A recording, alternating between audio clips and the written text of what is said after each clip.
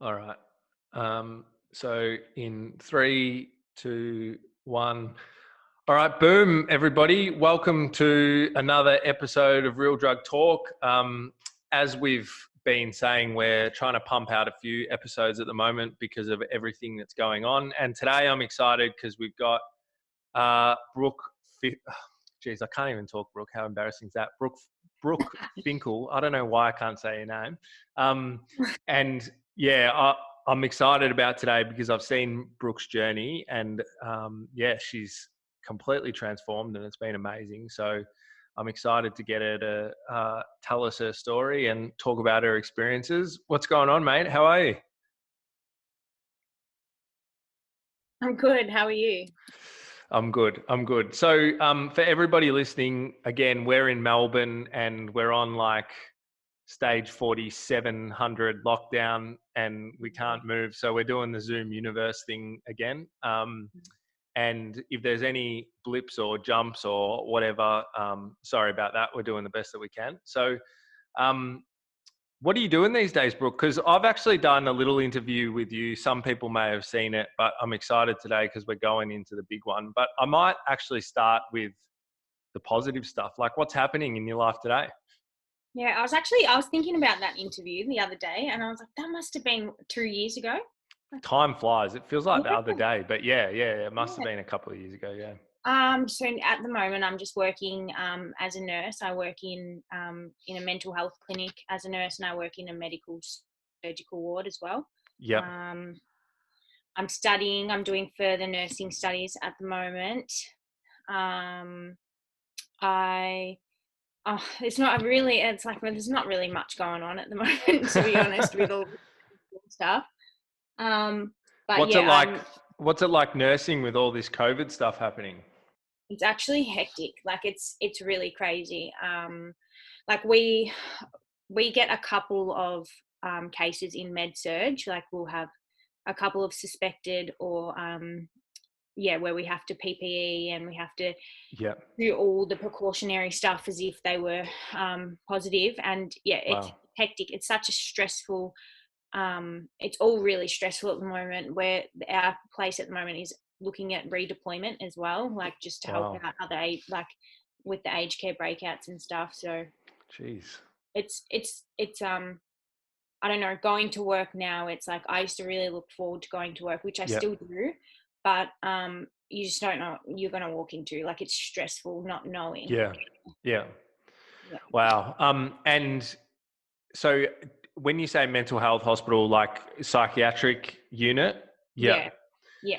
What's that like? Is that hard to deal with, like with everything that you've been through? And Yeah, yeah, it's challenging.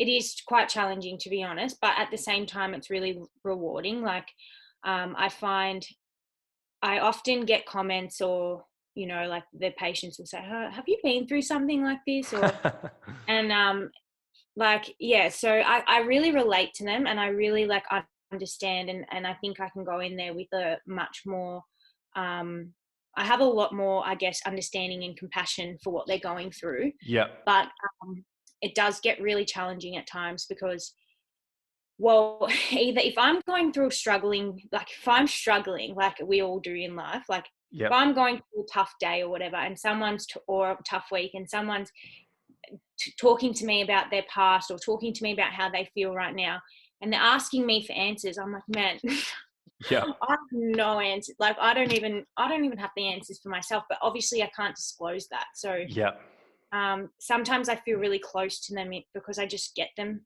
so much. But yeah, I don't know. It's really challenging, but it's super rewarding. yeah. Yeah. Awesome, awesome. So, let's get into it. Hey, like, give us the 3 minute. It can be longer than 3 minutes. Give us the snapshot version of your story and why you're actually on this podcast talking about this stuff. Okay. 3 minutes. God. No, I'll try. So growing up, there was a lot of abuse in my family. Yep. Um, s- uh, my mum and dad were separate. So like in one house, there was a lot of abuse in one house, like sexual abuse.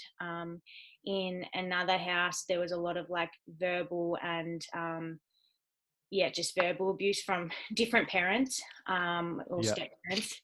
And then at one of the houses as well, like school, I was always really, like, I was bullied growing up at school. I didn't get along with my sister. She bullied me as well. So I guess like growing up my whole childhood, like I just didn't have like that one safe place. I didn't have a sense of belonging. I didn't have, I just tried to, like, I guess, stay out of everyone's way. Yeah. Felt like a burden from a really young age, and there was nowhere I could kind of go. Yeah. Um, Later on in life, like I found myself, I worked 3 jobs at one stage, and that was just to escape everything and Wow. to just not, like, if I was just never home, and I was in year Mm. 9 or 8 at the time when I was working 3 jobs, and yeah, so I was just never home. But in that time, I developed a eating disorder, Yeah. which I didn't know I had at the time. Like it took me a really took me a while to, well, it took everyone a while to figure out that that's what was going on for me. Yeah. I didn't even know what I was doing. All I knew that, like, I wasn't eating much and I was restricting, and I was learning. I learned basically the less food that I ate, the more weight I would lose, and the more accepting, like the more people were accepting of me. Yeah. Um, Yeah. and more like validation I got, more attention I got from boys, which I'd never had before, or Mm. I didn't feel so insecure, and and I felt like the prettier girls again, like with the pretty girl group, and I Yeah. didn't feel like the fat ugly kid on the side. Yeah. But that went on for a while, and then I ended up in hospitals. I ended up in medical hospitals. I ended up in psychiatric hospitals, and this went on for a total of like 3. So I ended up in institutionalized for 3 years all up in 5 years. Yeah. In the time of 5 years, and that was so I'd lost like 20 kilos in 6 weeks at the start, and then I would go into hospital, be like nasal gastric fed, Wow. I refused to eat, and like I was violent. It was a very violent, like, if you tried to make me eat, like I was just violent. Yeah, so there was like a lot of like code greys and stuff in hospitals, and yeah, anyway, so like I And just how old were you then? 14. My first hospital admission, I was like 14, just nearly 15. Wow. Yeah. Wow.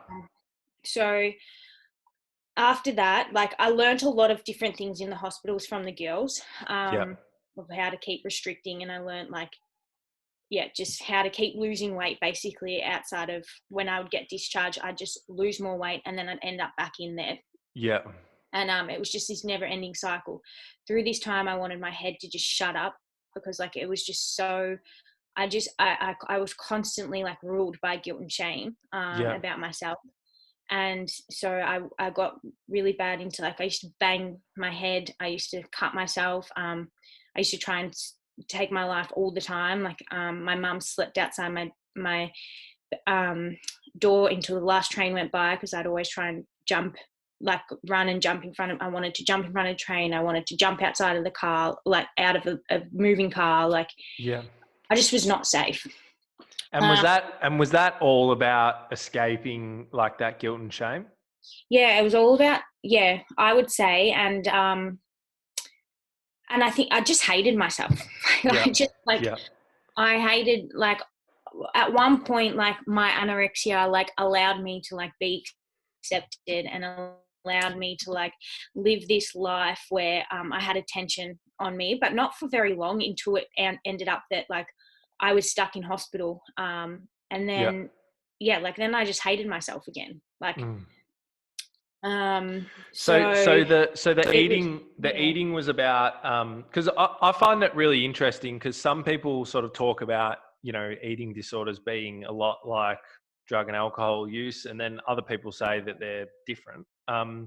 So the eating stuff was around, kind of getting attention and things like that. Did it also give you, I don't know, like a sense of control, and sort of took your mind off things because you're concentrating on eating, or was it or not eating and managing it all and stuff like that, or was it more just about the attention?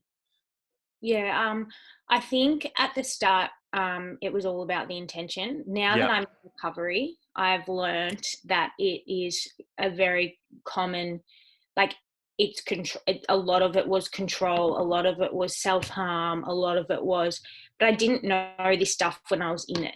yeah, Now yeah, I can look at it and I relate, like, my drug addiction and my eating disorder, like the underlying, like, problem was control. Like, I've yeah, never, I guess, yeah, the more knowledge I've got in recovery, I've learned where my behaviors come from where. yeah, I think eating disorder was definitely like, the start of me letting out everything, like, and controlling everything, like I was never able to do anything from, like, I had all autonomy taken away from me when I was so young. yeah, That, like, the only thing that I control and the only thing that I could do was that for myself. Do you know what I yeah, mean? yeah, yeah.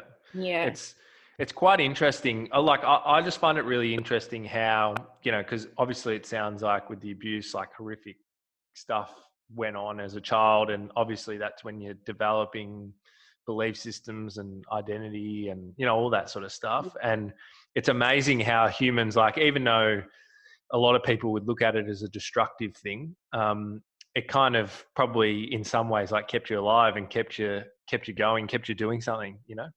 It kept me safe, definitely. Yeah, Yeah.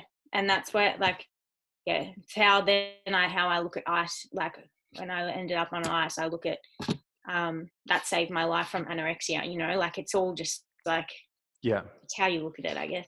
yeah, But yeah. What happened next? Sorry. that's right. Yeah, so I ended up in lots of psychiatric wards and institutions and stuff. By the time I was 16, I was kicked out of home. I was deemed unreasonable to live at home because Yeah.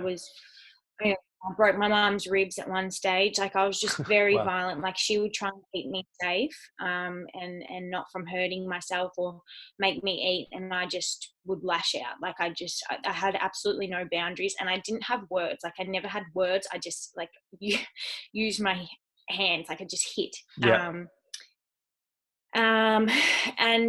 So but I will, like, it kind of crosses over a little bit, because when I was about 14 was when I started drinking. I remember, like, the first time I drank, we stole, like, my friend's dad's beer out of her fridge, and we just, like, got wasted. Yeah. So and then when I was at school, I would, like, like, put my feet in a little bit of, like, weed and things like that, and I loved the feelings that the substances gave me. Like, it Yeah. gave me that ultimate escape from, like, what I was already trying to escape from. Yeah. But I wasn't hurting, like, with self-harm, like, I wasn't hurting myself. I wasn't hurting it, like, like, I didn't think I was hurting myself. Wasn't hurting anyone else watching. Like, I was just so out of it when I was wasted or Yeah. high. So that's when, like, I got introduced to drugs, but it was when I was 16 that I really started, went off the rails. I went into a shared house, and I started using speed. Like, I just started, basically, I'd go on benders for like 4 days, and Yeah. I couldn't then deal with the come down for the 3 days. So then to end up, and I was taking, like, MD and just, like, like that party drugs. And Yeah. then and I loved the party scene. I just thought, oh, this is my new identity. Like, this is me. Like, I'd I'd promote all the clubs, and, like, that was, yeah. Anyway, and then and in this time as well, I really started sleeping around as well. Like, I really started just like, every second night there was, like, a new person over, and it was so bad. I was just saying before to my housemate, like, it's so bad. Like, it wasn't even, it was like, I just wanted these, I remember, like, messaging these boys after and, like, wanting to make this relationship with them, or like I just wanted them to, like, love me. I wanted them to, like, have, like, and obviously to them it was like a root and boot. Like, it was nothing. But yeah, like, that was, I went on like that for like a solid, I don't even know how long it was, but it was just disgusting. Like it was just, it gave me that feel good in that moment. And that was when I was like coming down as well. And then I'd get high again. Yeah, you know, like anyway. Then after that, some stage I ended up back in hospital. And after that, I got kicked out of that shared house, and I ended up moving to another house. And that's when everything kind of started to really kick off. That's when I got harder in ice. So I started like stepping into ice in the other house, but that's when ice then became like my everyday thing. And I'd even been in hospital during this time because I had nowhere to go. So the hospital actually became my address for a few months. And Wow. so I would go on leave and I'd use and I'd come back, and I knew how to milk the system. So I'd be on the Valium, I'd be on the benzos, and anything that I could get, I would be on in that time. And I think I was sectioned as well, like involuntary a patient one. I was 36 kilos. Like I was not eating, I was not looking after myself at all. It was just, yeah. So how I was sectioned was because I was not even living at home. It was an ambulance. Some people saw me, an ambulance was called, and that's how it was happening. You know, like you take a look at me and I was just not well. People just wasn't well. Yeah. And yeah, so then that's when my ice addiction really went off, and that was on for about, it was a year, just over a year or just under a year, sorry, actually, until because I was just before I was 19 when I went to rehab, that it just brought me on my knees, and I ended up. Wow. So I just forgot that then for a second. You actually got into rehab at 19. Yeah, So I was like 2 months off 19. Yeah, 3 fucking months. hell. So you had all that go on in your life before 19. Yeah, Intense, it was just, man. yeah, I know, it's crazy. I used to be like, oh, I wish I could have just kept going for ages, but like my body was done. Like by the time, how I ended up in rehab was that I got rushed to hospital. I had kidney and liver failure. I had my heart was not working, like it was stopping and starting. I ended up in an intensive care unit where all my family was sent down to say, see you later. Like she's not going to wake up from this. And yeah, like I was 36 kilos. I had no fat, no nothing. I had bones deteriorating that were protecting my organs. Like it was just, like I was in, it was just awful. Yeah. And it's funny, like, I guess sometimes when people hear stories like yours, they think, oh, surely that's got a bit of mayo on it, that that can't be kind of true. And it's funny because I actually, well, it's not funny, but it's amazing. Sorry, just muted myself. It's it's amazing to think back and just like look at you now, and particularly for people watching YouTube, just completely different. Like Brooke really was super thin, you know, you were kind of like a javelin or something. You just couldn't just throw you, or, you know, like you were just so thin. Fragile. And yeah, it's amazing how much you changed. And it's the stuff that I always forget, even being in recovery and being around people like you and heaps of other people that I know. You just kind of forget that people have this huge story behind them. Yeah. It's so crazy, isn't it? Because I often look at people and I'm like, really? Like, I can't imagine that person using like that, you know? Yeah. So you're in that position, you have kidney failure, you're super fragile, like just all the bad shit that you could imagine is happening. How did you kind of make it back from there? Like what was the process of you starting to get better? Well, 12 days later, I woke up in intensive care unit, like not woke up, but like I came fully to, I was waking up on and off. I just slept a lot of the time. Yeah. But basically they thought when ice would completely detox out of my system, my heart would stop. Like it was giving me enough adrenaline to like keep it beating as what it was, and then it would just, like, I'd withdraw and it would stop, and I had no electrolytes or anything like that in my body. And actually no medical hospital would take me, so my ICU was actually in a psychiatric ward, and they were getting doctors to come and give me what like, anything that I could have orally, because they don't do any like IV or anything like that there, and just kind of hoping for the best, I guess. So anyway, when I woke up, I'd lost the house I was living in. So, and I did experience quite a bit of homelessness throughout my recovery. I'd get kicked out by my housemates a lot. And if my boyfriend at the time had my car, I would have nowhere to go. So I'd just roam the streets.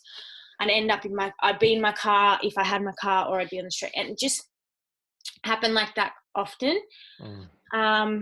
So I think this house that Mum had said, you can't go back there, like you're done, because basically the police got called. Like, it was very hectic how it all ended and how I got rushed to hospital in the first place. So yeah, there was no way I was going to be able to end up back at that house. And I think that hit me as well. It was like, and my boyfriend still had my car. I was messaging, he still had my car. I had nowhere to go. I'd woken up in rehab. I'd woken up in ICU, and I literally was like, there is nothing for me. I've got no house, no car. My mum won't even come in. But the only person who was coming in was my sister, and she was a little bit in and out of the scene as well. So half the time she's coming in to see me, she's using. Yeah.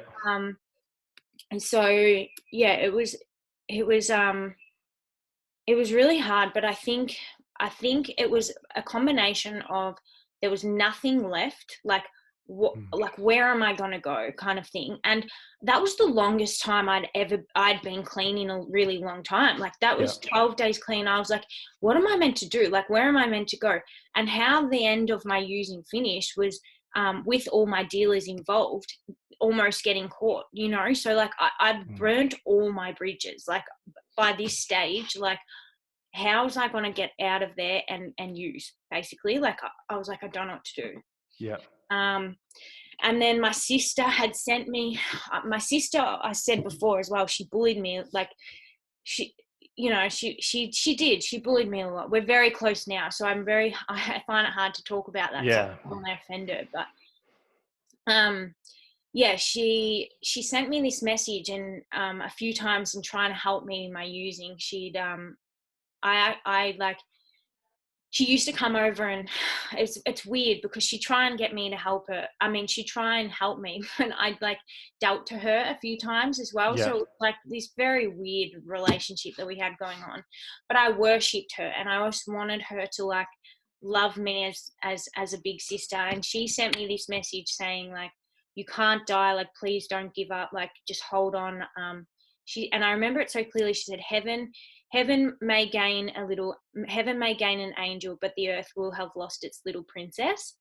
And it broke me. Like, it was just like something in that, it just broke me. And she was at my bedside every single day in ICU, cooked or not cooked. She was there, and she was begging for me to like go to rehab. Yeah. And only rehab that I could go to at the time, like I said, I burnt all my bridges, because what would happen was Mum would get me into rehab, and then I'd say no last minute, and they're like, well, she's unreliable, like, we're not going to take her again. Yeah. Which, that's like, especially with some wealthy, like a wealth rehab that has a big waiting list, and you do that, you're stuffed, like, you're back on the end. And so the rehab, it was my mum's friend. Her daughter had passed away after coming out of a detox, and she'd passed away because she had nowhere to go, and she ended up in a crowd, the wrong crowd, and she was murdered. And people probably know her, actually. Sarah Kafiki. I don't know, did you see it on the news? No, there's been a few of those stories, and I can't remember that one particularly, but yeah. Yeah, she was like chopped up in a wheelie bin, had concrete on, like, it was awful. And she was missing. I remember her missing when I was in hospital, and I saw it on the news, and I was like, what? Like, so it was very close to our family. And this rehab, they were naming after her, and they were opening after her. But they hadn't had anything established. They hadn't had insurance or anything like that yet. But they were offering me to start early without insurance, without anything, but we'll take her kind of thing. Yeah. So that was my only option. And I think I did it. I just did it. Like, Awesome. I had nothing left, and and it was, I had to pay for it. It was my grandma's money that she left for me. So I was really like, oh, I don't want to do it. But I can honestly say it was a combination of, having lost everything and actually not knowing where to go from here, being clean, like not on anything, apart from valleys, and my sister, like, finally being like, and I think for ages, like, my sister said to me a few times, like, do you want to stop? And I was like, and I really felt like I just didn't want to stop. Like, I was like, no, like, I just want to die like this. Like, it's the only way I've ever had this much peace and this much escape in my head. Like, I've never felt like this before. So this is how I want to die. So, I lost where I was going with that, but, I don't know. But I don't know what I was going with that. No, it's very, very interesting. And the next question that kind of jumps out in my head is like, what do you actually do at rehab? That's what people always ask. Like, all right, so you go to rehab, like, what the fuck is it and what do you do? Mine's very weird because I was the only one in there. Yeah. But so did more people come in? In the last 20 days, and then I got kicked out because I was so territorial. So really not good. So in rehab, what did I do? I literally, it was so painful.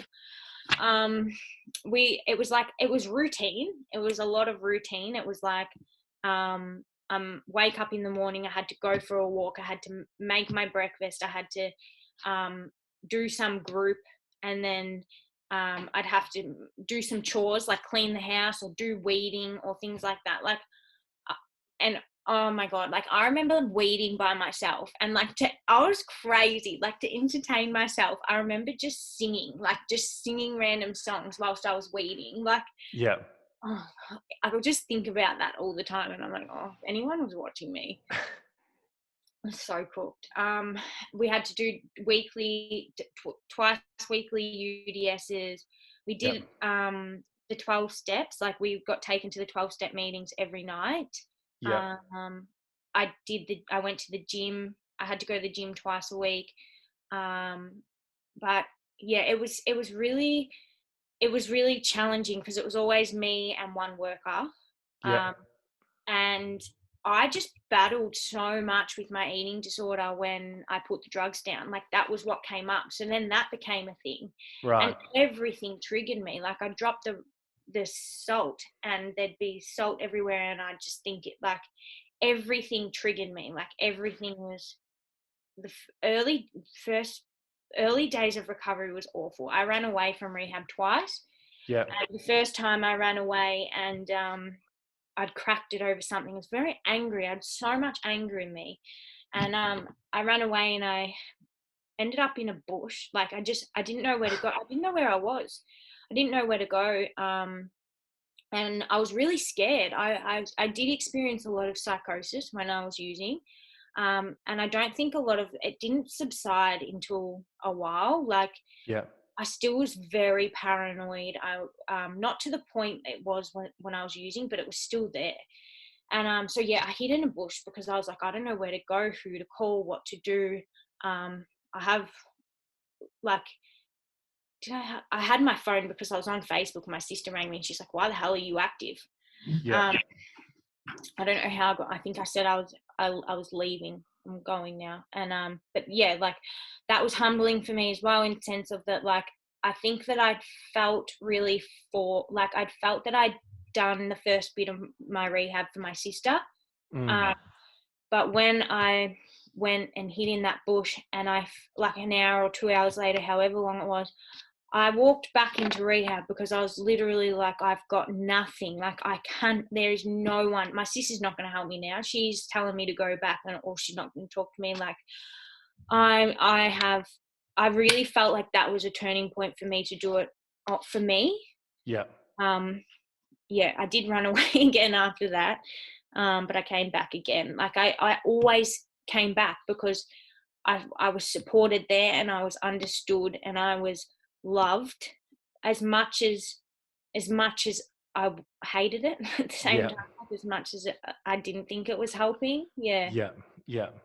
No, it's so interesting. So it sounds like a lot of the process was kind of um, just doing things that made you deal with yourself or face yourself. And so you said that, did your eating disorder come back out like once you stopped using drugs? Yeah, bad. Yeah. Yeah. So how did you deal with that? Did you have to go through all of that stuff again, or? Yeah, it's been a process, to be honest. Like, Yeah. yeah, it's just been a really big process. I think I went into a supported accommodation after rehab, and in that time, I realized that I need to get help around this, like more help around this, because if I'm really doing recovery, and if I'm doing my eating disorder, I'm going to end up back using. And if I'm using, I'm in my eating disorder. You know what I mean? Like Yeah. it was double-edged sword. Like there was no escape from either one of them. And I knew when one came up, one went down, or what, like they worked together. Mm. So I did go and get professional help again, and went back and started seeing my dietitian and did some day programs and stuff. But it's honestly been a journey in which that it's just been a lot about, and it's still going, to be honest. Yeah. Like, I think I got like really into gym, and which is really good for me in lifting weights, and I've come a long way in that sense, but a lot of it was probably putting a band-aid on top of it as well, and just like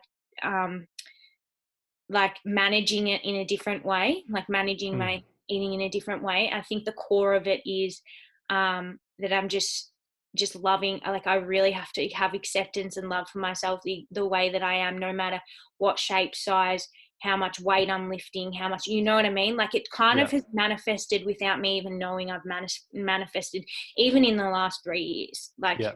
5 years Yeah.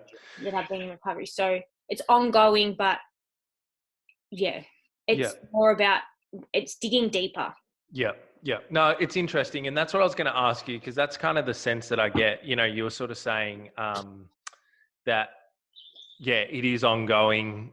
And you've been kind of talking about recovery. And that's what I wanted to talk to you a little bit about today.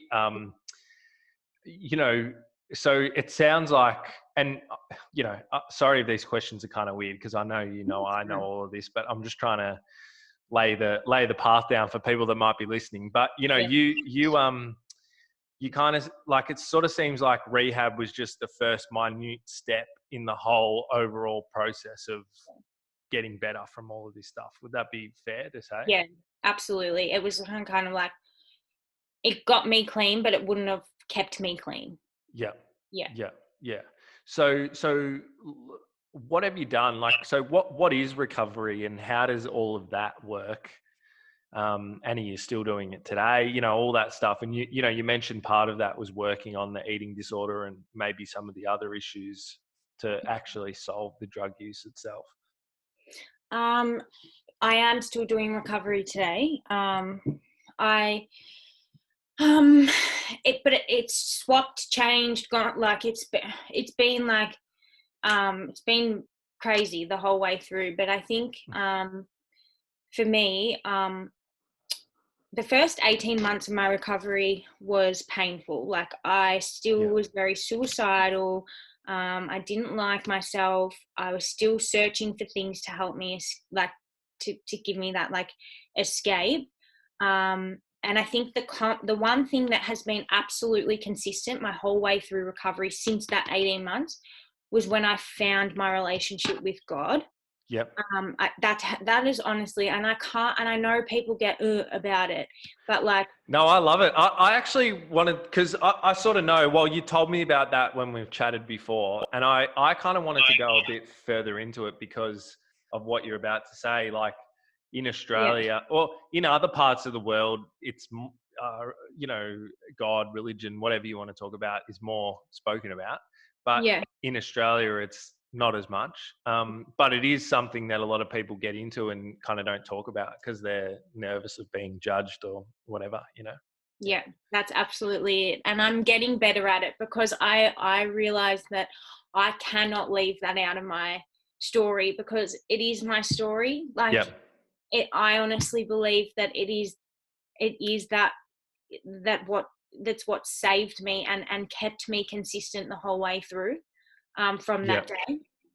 Um, so yeah, like I do believe in Jesus, like and that's my journey is like that. I had someone that spoke about him to me from the 18 months and so much changed for me in that. 18 months, like clean and sober. Yeah, Yeah. yeah. Yeah. And that's when I really found that my recovery lifted. Like Yeah. everything changed for me. Because I started to, I guess, like be able to see myself in a completely different way. It wasn't about how I saw myself or how the world saw me. It was about how God saw me. Yeah. And when I learned about who I was in the image of him, then I was able to let go of a lot of this stuff that I'd carried, you know. And I think like it's honestly just been, yeah, my faith the whole way through from 18 months onwards to where I am now is that has kept me going, you know, like Yeah. I've been through a lot in my recovery. Like I did end up going back to court and I spoke up against my father, and Wow. I ended up having to withdraw from this court case after a long 3 years of it. Because like I just in the end I'd actually come to this thing in my heart where I was like, you know, I really wanted to speak up at the start, and I thought it was going to give me relief, but I can't fight my own battles for me. Like I can't do it. Like I can't, and I have to let God fight my battles for me. And that was 3 years it took me to get to that stage, though. You know, Yeah. so like just because I've accepted Jesus or God into my life, that like, and it doesn't mean that things just like happen and like some things, yeah, absolutely, but some things, like a lot of things, are a process. But the fact is that he walks with me through these processes, and I don't give up. I don't. I look at life very differently. I yeah, like I just see that like everything, there is a purpose and a plan for everything, you know. Yeah. And it's known before I know, and that gives me so much hope, that gives me so much relief, it gives me so much yeah, like it takes all that pressure of me trying to be perfect, trying to plan and control absolutely everything off, because God already knows. Like Yeah. I don't need to know, but it's already known. Like Yeah.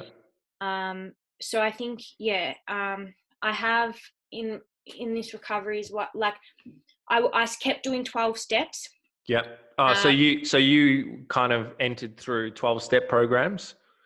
Yep. So I Yeah. entered through 12-step programs because they showed us them at Rehab. Yeah.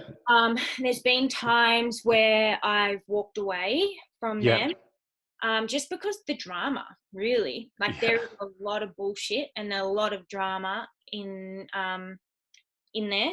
And I'm not gonna lie, especially being young. And I was really insecure. Like I just still am sometimes, but I just can't like the yeah. It can get very high schooly, and for someone that is trying to take their identity, like I'm trying to deal with my identity issues and not trying to just be like the world and fit in with everyone Yeah. and just what I like and what I do to be your friend. Like when I'm trying to do that, but then being in an environment like that that's trying to teach me recovery is very difficult. So I did walk away a few times. I'd find myself doing just more church-based stuff, and that's what I mean. It's like God really held me through the times where I could have just given up and used, Yeah. and so yeah, I was doing church stuff, I was just connecting with other stuff, I was focusing on uni or whatever. I have gone back. I've gone back twice. So I went back again, did a different fellowship kind of thing. Then went back, then went, yeah, then went back to the same fellowship I started with, and then Yeah. walked away again.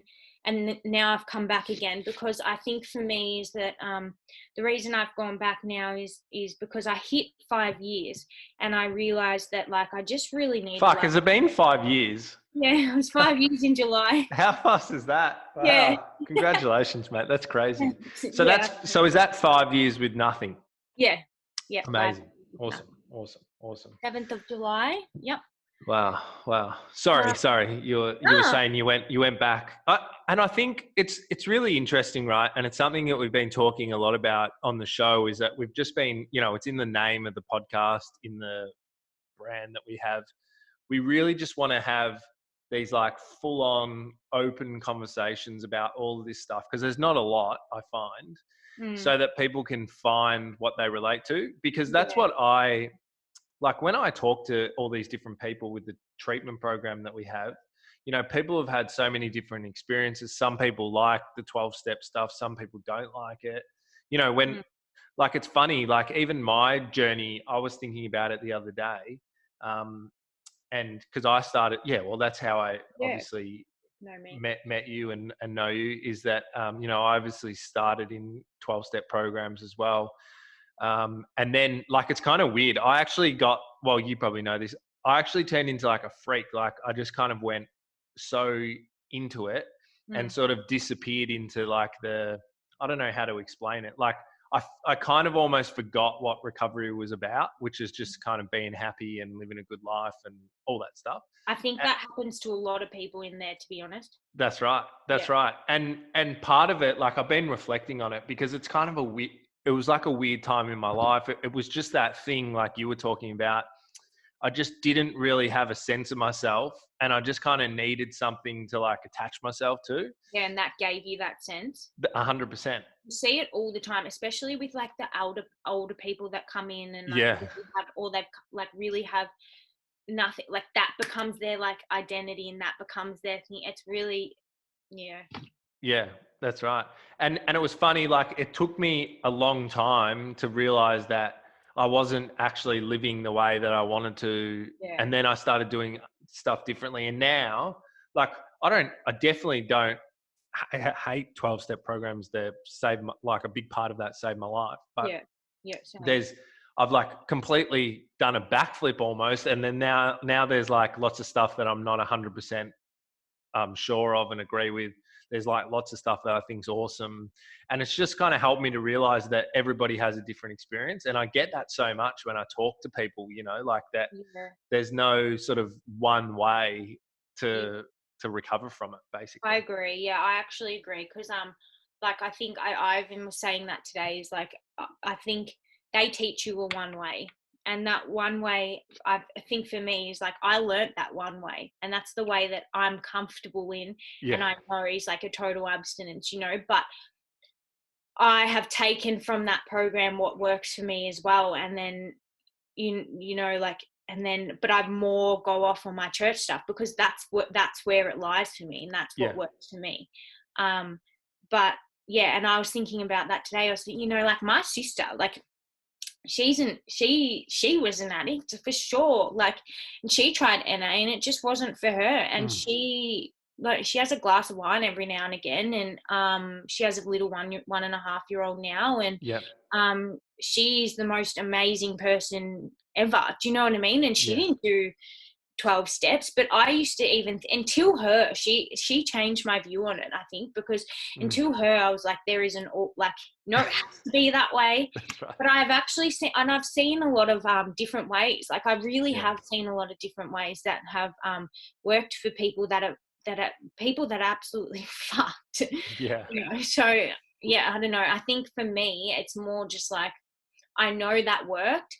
I know that has worked. I love some of the stuff that it helps me to understand me, and helps Mm. me to learn about me, and helps me to let go and stuff. But then I don't know how someone might apply that, they're like letting go of their things, I don't know, they talk about defects of character, all that kind of stuff Yeah. that they talk about in their recovery is different to how then I would then go and like, I still do the steps, and I still practice recovery, but it's just the way I don't know, like, Interpret it. Yeah. yeah, and the way I then go action it, like the way Yeah. I pray to then God about it is completely different to what, like, say my sponsor would tell me. Yep. Yep. But it's me. It's we're all so different, and there's no, yeah, it's the same thing. There's no right or, I don't think there's any right or wrong answer. It's just like what works for you. Yeah. It's so individualized, and I think that's where a lot of the hospitals I even went to, and all the institutions I ended up in the past lacked, is that like nothing was individualized. Like Yeah. everything was, Do it is this way. and this way only, and it's just not how it works. Like we're so unique, we're all so different, and we're like for a reason. Yeah. So what's going to work for you is not going to work for me. Well, might, but 100%. So it's really interesting. And if you don't mind, can I ask you some more stuff about like the religion? Because yeah, I know like belief systems and things like that can be deeply yeah, I'm personal. glad you're asking me, because sometimes I shy away from it because I think people will just like crop it out. Yeah. So I'm like, oh, No, we're all about, well, as you said, it's your story, it's how you've done it. It's the truth. So for you. Um so I guess first of all, given all of that you've said about 12 steps, you know, a lot of people, I guess, on the other hand as well, just kind of fob 12 steps off and just and just say, oh, that's just a religious thing. Like, mm. is it religious when you go there? No, No. Yeah. it's not religious at all. It's anti. Yeah. So It's hard it for is a me little to bit. sit. Yeah, it's actually hard for me to sit in there and people bag and say shit about God, Jesus all the time, and I'm like, oh, I don't sit here and bag your higher power, Yeah. but you guys do it. So it's Yeah. hard. It's difficult. Yeah. Interesting. So when you were there, they do in 12-step fellowships talk about a higher power and things like that. Did you, like, how did your belief kind of transform? Because it's, even if people don't kind of go through 12 steps, you know, they may be agnostic or even not believe in any kind of form of supernatural power or whatever, but people formulate some kind of belief that they tend to lean on. Like, how did yours progress and develop over Yeah. the years?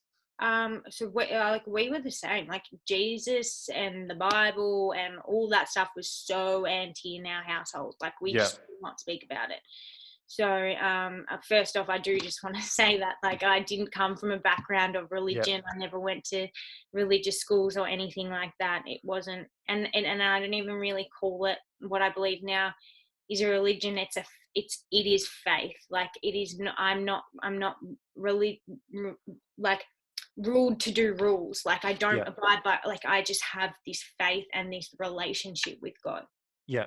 But I think how, like, I always thought about, when I was younger, I always thought about death. Like I was like, how do you just die? Like I just don't understand how you just die. Like you just go in a black hole. Like I used to lie awake thinking about that and remember it so vaguely. And I always had hope that there would be, I had hope on my wall when I was 8. Like I always had hope for a better life. Like there was always this want for me of when I was young for something more,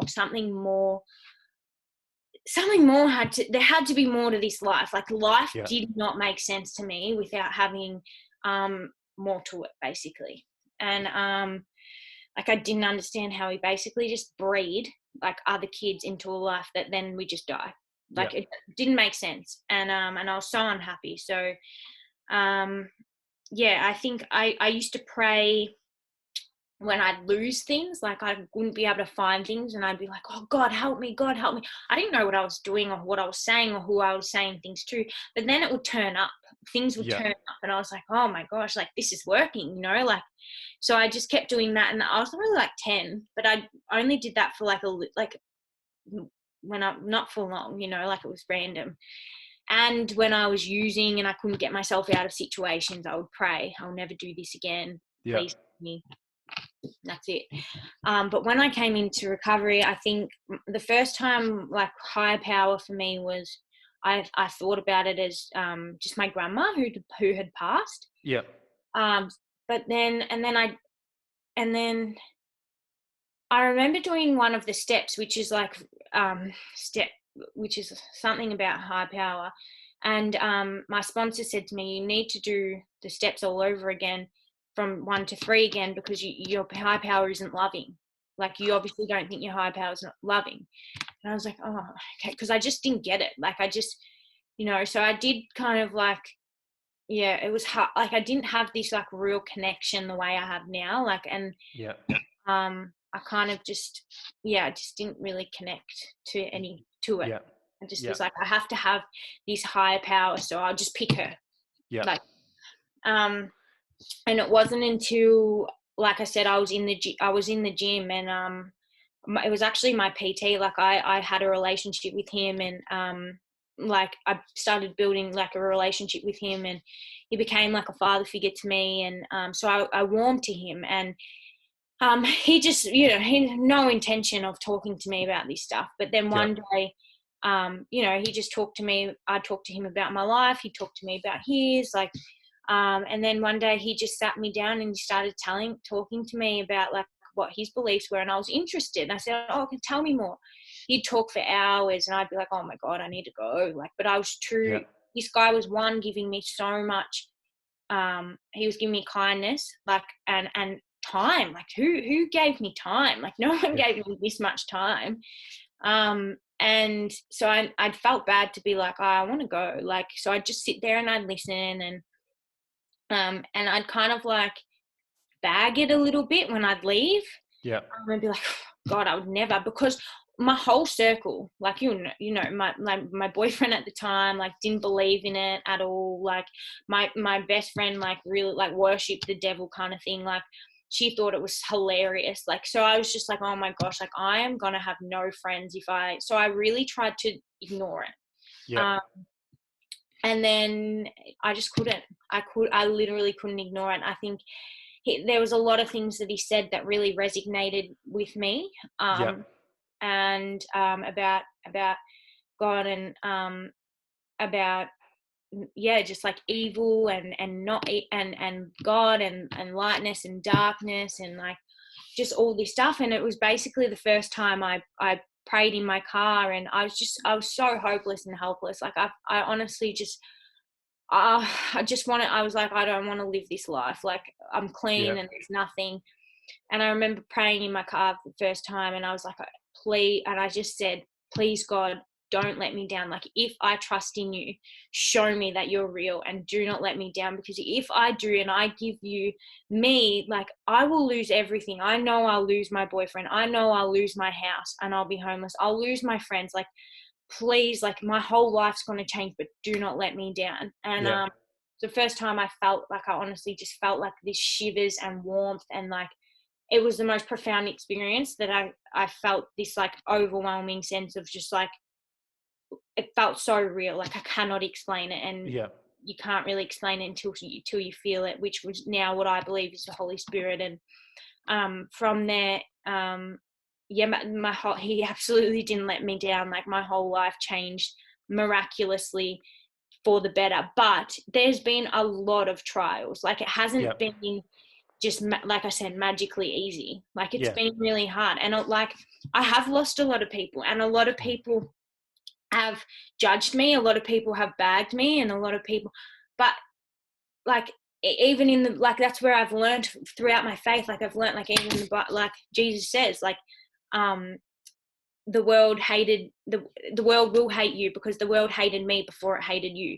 Like, everything that happens to me is expected. Like, everything that's happened in my life, it's already happened in the book. It's already so much has stood out for me, and so much has changed for me, but it's just so much that, like, I just couldn't ignore, and I haven't felt alone through it all. Like, through every challenge and every trial, like, it's just, you'd think that I'd feel so alone, but I haven't, because I've had him. Yeah.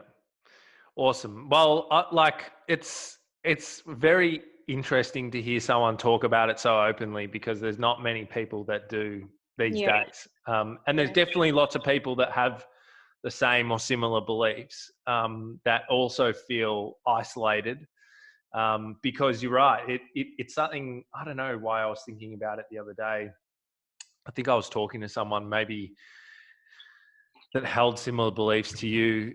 And it's kind of funny. It's like we've been saying, it's become the narrative now of like the opposite of bagging religion and all like that. Essentially, it's not Yeah. okay to be religious and be Yeah. in recovery or just in general. So Yeah. No, I agree. And I really have really copped that. Yeah. But I just wear it. And like, it sounds like through that belief and through all of this stuff that you've really developed a new relationship with you, Yeah. Yeah. That's where it's like, like I've completely changed. And I have this like acceptance and towards myself, and this like new, I guess, like compassion towards myself as well. Yeah.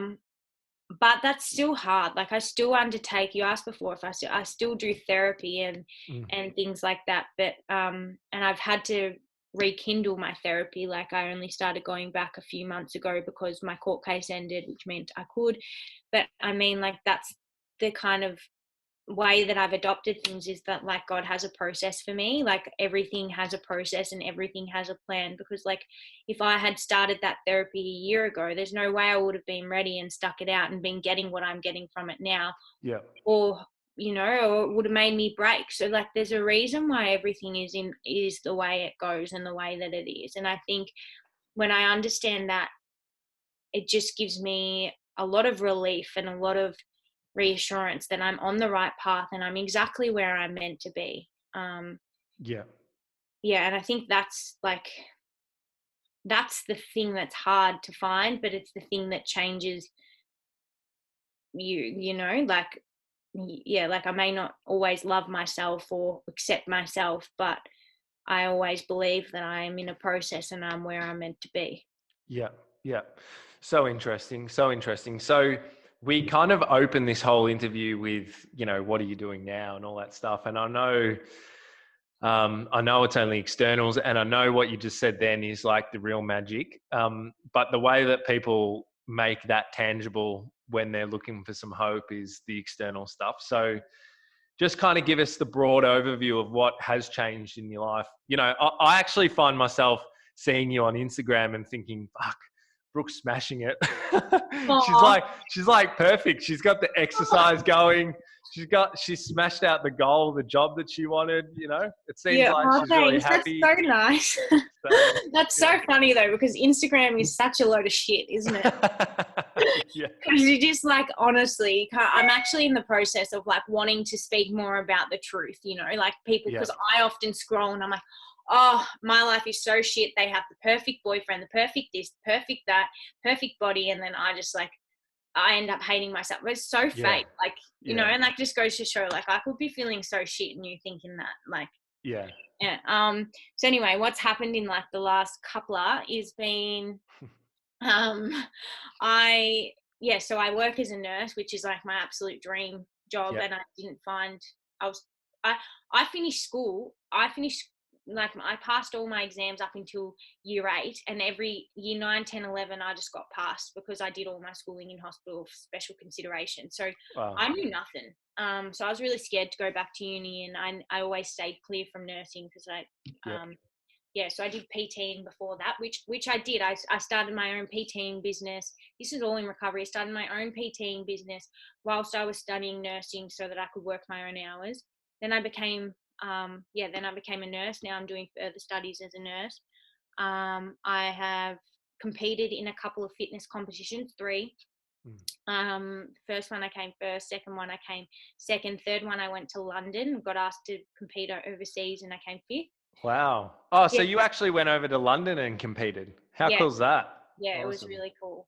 And then did you travel around a bit and see London? Yeah, so I actually traveled on my own, and I never thought I would have the confidence to do that. Like I just didn't think. I was like, no, like I am so ditzy. I'm the type of person that will get on the wrong flight, get on the wrong train, pick up someone else and boarding pass. Like, do you know what I mean? Like I'm just not good with anything. Yeah. But these days you have Siri and Google Maps. It's all right. But yeah, so I traveled London. I didn't have much money, so I Yeah. wanted to go other places, but London's fucking expensive as well. I know, yeah, but I wanted to go to like Europe and like Paris and but Yeah. I just didn't have any money. And anyway, so I stayed in a hostel and I met this other guy from Washington. His name was Brooks. So Yeah. and this is actually funny because like I locked my key within 2 minutes of knowing him. I put all my stuff in a drawer and I'm talking to him. I'm like, oh, your name's Brooks. That's so funny. Like you're on bed 1, I'm on 2. And then I locked my key in the drawer with all my stuff. So he had to like break into my lock. Like this is, Oh, no. that's how I like this. Yeah. Anyway, so that was like how my trip was, like all like that. So yeah, flew to London.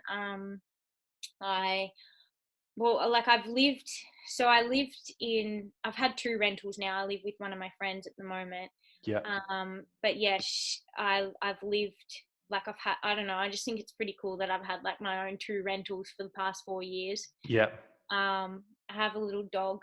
I got my dog after my first court case, and she's been like my best little pal since then. So like, yeah, like even that is like, oh, I look after like another human, like another human, another thing. Like I have a car, like I have a relationship with my family, like that's huge. Yeah. Like my sister is literally my best friend. Yeah. I have a nephew. My relationship with my mom is good again, but I don't know, there's still a lot of things that are like I should say I have liver, like my liver and kidneys have restored, and they have gone like with all my comps and stuff, like and the dieting and things like that. Yep. It's been hard, like even just like fat burners, like which I want to vlog about and do all this stuff. Yep. To talk about this stuff because people don't know it that are going. I didn't know, and then I got a good coach. I got bloods done, and I was like, shit, like I don't. My kidneys are going crap again. So anyway, but like so I had osteopenia as well, which I don't have anymore. My bones are completely healthy and normal, and Wow. my liver's completely healthy. My kidneys are getting there. But yeah, so I don't know what else. Is there anything else that I think? I think that's enough. In 5 years, you're making me envious. No, it's truly amazing, and I don't know. Maybe it's just because I know your story around. It's all amazing, but maybe because I know your story around the eating and all that stuff. But yeah, just the stuff that you've been able to achieve with the personal training and transforming your body and taking care of yourself, and then all the things that you've talked about just being truly happy and all that sort of stuff. It's pretty cool. It's pretty fucking cool. Like I'm on this, I will just say, like I am on this process at the moment where I'm trying to get my body. I've kind of stepped away from comps a little bit, and I actually just want my body to come back to complete full health. And by this, what I mean is like I'm on like at the moment I have a really good coach, but I'm on like 1,800 calories at the moment anyway, but like what we're doing at the moment is increasing my calories weekly just to get my body back to like its set weight, make sure I like have my period for a certain amount of like I've only really had it for little intervals. Like I'm really in this process right now where I'm trying to take my mind completely off my image and aesthetics, and just completely like nourish my body, eat as much as it needs for what it needs, and get my organs and everything back together, because I just am like, holy shit, like I've taken my body for a bloody good ride. And I just like, even in recovery, like, and then I want to compete, and as much as I love it and doing all that, like I love goals, I love driving towards stuff, but like my body needs a break. Like I do have a boyfriend now, and like I want to have kids one day, and so like I'm like I really just want to stop at focusing on what I want to look like and when I look, and just be about being fit, healthy, and strong, you know, like, but Yeah. holistically, Hmm. not just, oh, she looks fit, healthy, and strong. Like, no, Yeah. like, I don't, what does that even look like? Do you know what I mean? Yeah. Yeah. So, 100%.